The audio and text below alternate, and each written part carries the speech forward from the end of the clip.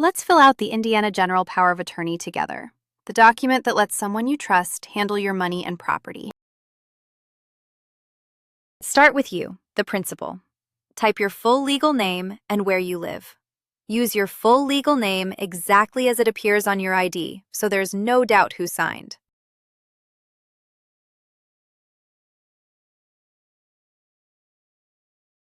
Now name your agent, the person you're giving authority to, here, Ben Carter, with their address.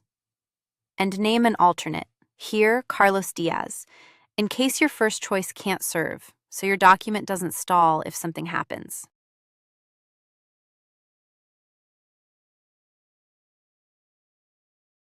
Now the powers.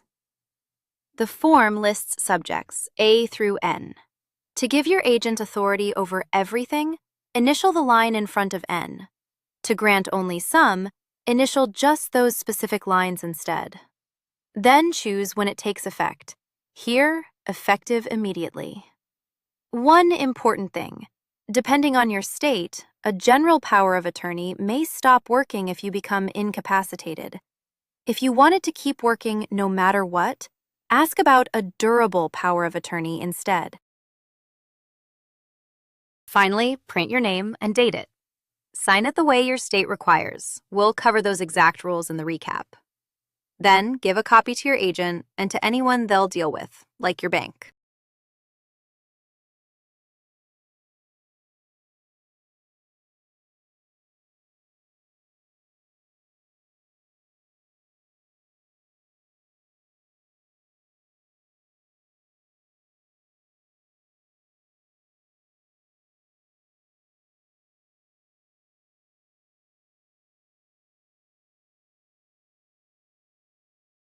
First, the document must be in writing. It must name an attorney-in-fact, and it must give that attorney-in-fact the power to act on behalf of the principal. Next, the principal must sign the document, or it can be signed at the principal's direction.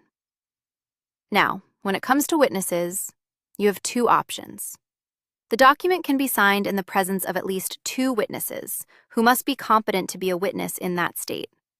Or, as an alternative, it can be signed in the presence of a notary public.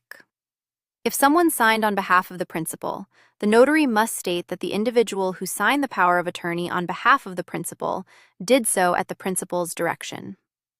A word of caution about witnesses. A power of attorney can be voided if a subscribing witness has an interest in the power of attorney, and the power of attorney cannot be proved without that witness's testimony or proof of their signature as a witness. On the other hand, if a witness later becomes incapacitated, that does not impair the effectiveness of a previously executed power of attorney. If the power of attorney is executed in counterparts, an attorney or directed paralegal must supervise that process. All paper counterparts must be signed by the principal and witnesses, and they must be assembled not later than 5 business days after all those signatures are complete.